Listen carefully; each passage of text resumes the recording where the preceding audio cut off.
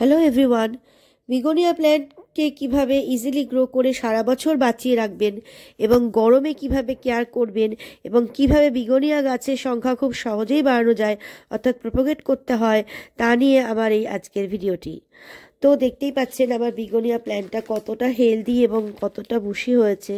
তো এই বিগোনিয়া প্ল্যান্টটিকে আমি নভেম্বর মাস নাগাদ নার্সারি থেকে কিনে নিয়ে এসে এভাবে তৈরি করেছি এবং অনেক প্রচুর ফুলও পেয়েছি। তো বিগোনিয়া কিন্তু মূলত শেড ল্যাভিং প্ল্যান্ট। তো শীতের দিকে এরা রোদ সহ্য করতে পারলেও গরমের দিনে কিন্তু তাপ সহ্য করতে পারে না। বিশেষ করে দুপুরবেলার রোদটা বিগোনিয়া গাছের পক্ষে খুবই ক্ষতিকারক। তখন এদের একটু ছায়া জায়গায় সরিয়ে রাখতে হয়, অর্থাৎ গরমের দুপুরের হাত থেকে এদেরকে বাঁচাতে হবে। তবে সকালের দিকে 1-2 ঘন্টা রোদ বিগোনিয়া প্ল্যান্টের পক্ষে আবার খুবই ভালো, কারণ এতে গাছ হেলদি থাকবে এবং ফ্লাওয়ারিংও করতে পারবে। তো বিগোনিয়া গাছকে বাঁচিয়ে রাখতে গেলে জল কিন্তু ঠিকমতো দিতে হবে। গাছের গোড়া যেন একদম শুকিয়ে না যায়, সামান্য হলেও যেন ময়েস্ট থাকে। হালকা ময়েস্ট থাকতেই সামান্য জল দিতে হবে, অতিরিক্ত জল কখনোই দেওয়া যাবে না।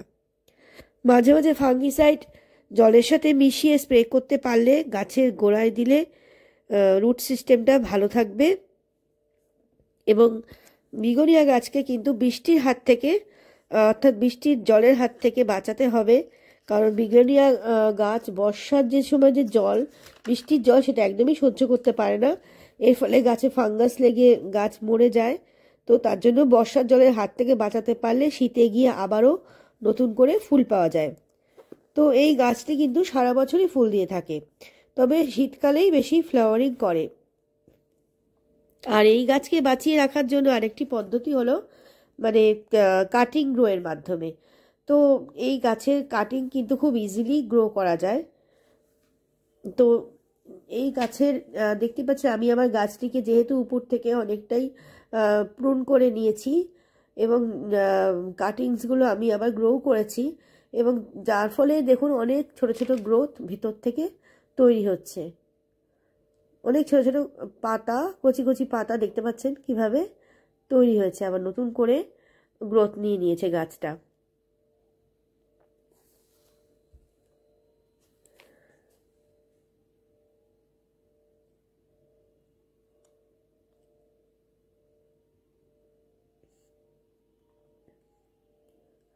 তো এই গাছটিকে আমি মোটামুটি এরকম সাইজের একটা কাটিংস নিয়েছি। এরকম সাইজের একটা কাটিংস নিয়ে কিছু কাটিং স্যান্ডে বসিয়েছি, আর কিছু কাটিং এমনি সার ভর্তি যে মাটি ছিল টবের মধ্যে, সেই টবের মধ্যেই বসিয়ে দিয়েছি। এই দেখুন, এই যে কাটিংসটা আমি টবের মধ্যে স্যান্ডের মধ্যে বসিয়েছিলাম, দেখুন কিভাবে রুট তৈরি হয়ে গেছে খুব সহজেই।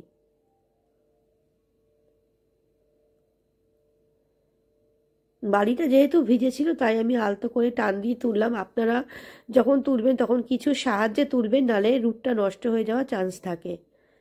দেখুন কিভাবে রুট তৈরি হয়ে গেছে এবং কত সুন্দর রুট তৈরি হয়েছে। আমি এই অংশগুলো উপর থেকেই প্রুন করে নিয়েছিলাম। গাছটাও বুশি হয়েছে আর নতুন চারাও আমি পেয়ে গেছি। দেখুন আমি অনেকগুলোই কাটিংস তৈরি করে ফেলেছি। এগুলো সবই আমার স্যান্ডের মধ্যে রয়েছে।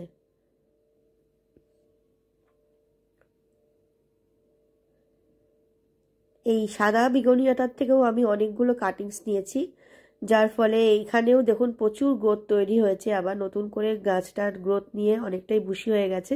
আর এই দেখুন কাটিংসগুলো আমি একটাও ফেলিনি, সবগুলো আমি এরকমভাবে, এই কাটিংসগুলো অবশ্যই মাটির মধ্যে বসিয়ে দিয়েছি। দেখুন কিভাবে মাটির মধ্যেও এগুলো খুব সহজেই চারায় পরিণত হয়েছে, এবং দেখুন এর ওতেও অনেকটা রুট তৈরি হয়ে গেছে।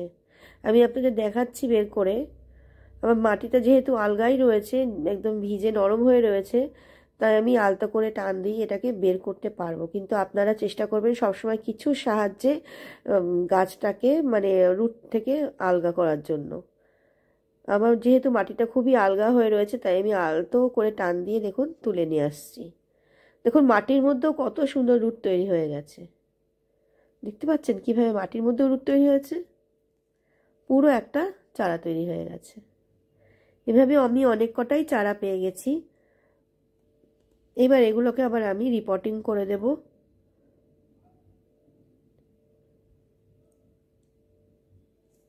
খুবই ইজিভাবে এইখানে আমি দেখলাম, খুবই ইজি। বিগোনিয়া প্ল্যান্ট থেকে, মানে বিগোনিয়া প্ল্যান্টের কাটিং থেকে চারা তৈরি করা ভীষণই ইজি।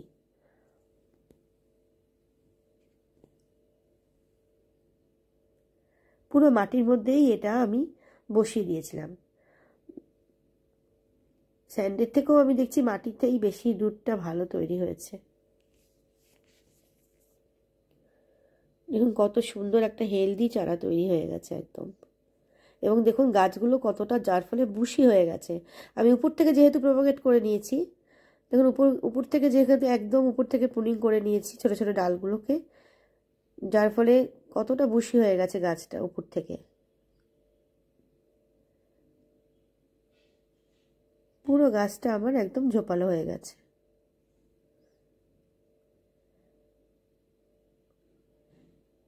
গাছটা আরো কত হেলদি হয়ে গেছে দেখুন। তো আমি এই যে কাটিংগুলো পেয়েছি পুনিংয়ের পরে, এই কাটিংগুলোকে এবার আমি আপনাদেরকে দেখুন এরকম একটা হ্যাঙ্গিং বাস্কেটে বসিয়ে দেখাচ্ছি। আমি এরকম, আমার এই যে হ্যাঙ্গিং বাস্কেটের যে মাটিটা, এটা অলরেডি সার মেশানোই রয়েছে। এতে আমি নিয়েছি গার্ডেন সয়েল, কম্পোস্ট আর কিছুটা বালি। এই তিনটের মিশ্রণে এই মাটিটা আমি তৈরি করে নিয়েছি। আর এতে সামান্য বোন ডাস্টও মেশানো আছে, বোন ডাস্ট আর একটু নিমখোল, সব কিছু মিশিয়ে আমি এই মাটিটা তৈরি করে নিয়েছি।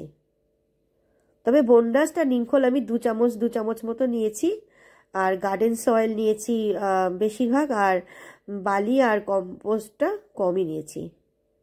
মানে 30% যদি কম্পোস্ট নিয়ে থাকি তো 20% বালি নিয়েছি, মানে স্যান্ড, আর 50% নিয়েছি গার্ডেন সয়েল। তার মধ্যে ধরুন 2 চামচ মতো বোন মিল আর 2 চামচ মতো নিমখোল মিশিয়ে আমি এই মাটিটা তৈরি করেছি। এবং এর মধ্যেই আমি এই চারাগুলোকে এবার বসিয়ে দিলাম। তো আমি এখানে মোটামুটি 5টা চারা এই মধ্যে, এই বাস্কেটটার মধ্যে বসাবো, 4-5 থেকে ঘুরিয়ে বসাবো। তো মাঝখানে, তার জন্য একটা মাঝখানে বসালাম, আর 4টে 4-5 থেকে ঘুরিয়ে বসাবো। তাহলে পরে যখন এই গাছ মানে পুরো যখন বুশি হবে, তখন প্রচুর ফুল মানে একসাথে ফুটলে তখন দেখতে ভালো লাগবে হ্যাঙ্গিং বাস্কেটটা। এই প্রত্যেকটা চারাই আমি ঘুরিয়ে ঘুরিয়ে ওই হ্যাঙ্গিং বাস্কেটের মধ্যে এভাবে বসিয়ে দেব।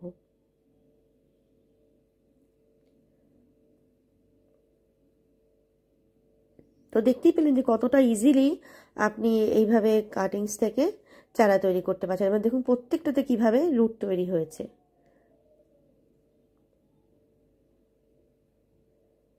খুব বেশি দিনের ব্যবধানে নয়, খুব কম দিনের মধ্যেই এতটা রুট তৈরি হয়ে গেছে। আর এই গাছের যে পাতাটা দেখছেন যে এরকমভাবে হয়েছে, এটা কিন্তু বৃষ্টির জন্য হয়েছে।